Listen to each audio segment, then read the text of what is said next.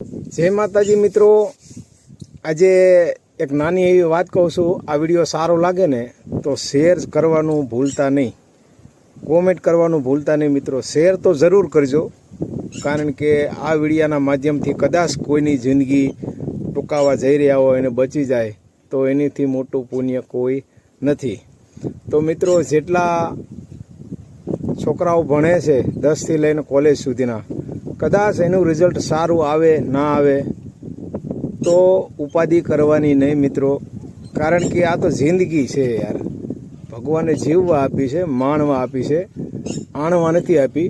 એટલે મિત્રો, રિઝલ્ટ ગમે એવું આવે, કદાચ તમે નાપાસ થયા હોય ને તો મમ્મી પપ્પા પાસે જઈને એટલું ખાલી કહેજો કે પપ્પા રિઝલ્ટ સારું નથી આવ્યું, તો તમારી ઉપર એટલા ગરમ થશે ને જેને તમારા હિટ માટે કહે છે, તમારો લાભ માટે કહે છે, તમારું સારું થાય એટલા માટે કહે છે તમને। રિઝલ્ટ સારું આવે કે ના આવે નહીં જોવાનું, મમ્મી પપ્પાને કહી દો, ઘડીક ગરમ થાય છે તમારી ઉપર અને તે જ પછી તમારા માથા ઉપર હાથ મેકશે, બેટા ઉપાધિ નહીં કરવાની, જે બની ગયું એ બની ગયું। એટલે મિત્રો, જિંદગી જીવો, જિંદગીની મજા માણો મિત્રો। માવતર માટે તમે ભવિષ્ય છો, કદાચ તમે નહીં હો તો તમારા માવતરનું શું થશે એટલું યાદ રાખીને જિંદગી જુઓ। રિઝલ્ટ ગમે એવું આવ્યું હોય એનું ટેન્શન, નો ટેન્શન।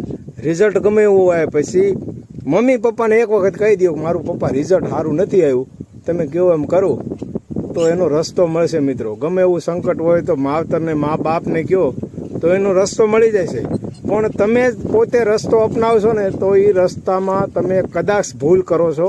એટલા માટે મિત્રો, રિઝલ્ટ ગમે એવું આવ્યું હોય ભૂલ નહીં કરતા, ખોટો રસ્તો નહીં અપનાવવાનો અને મમ્મી પપ્પા પાસે માફી માગો।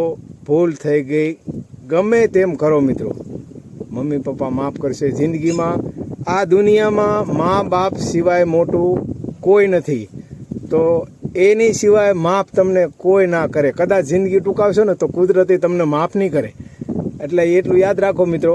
અને આ વિડીયો જેટલો શેર થાય ને એટલો શેર કરજો, કોઈનું ભવિષ્ય બચી જાય ને તો આપણા માટે ઘણું બધું છે। વિડીયો શેર કરવાનું ભૂલતા નહીં મિત્રો। જય માતાજી।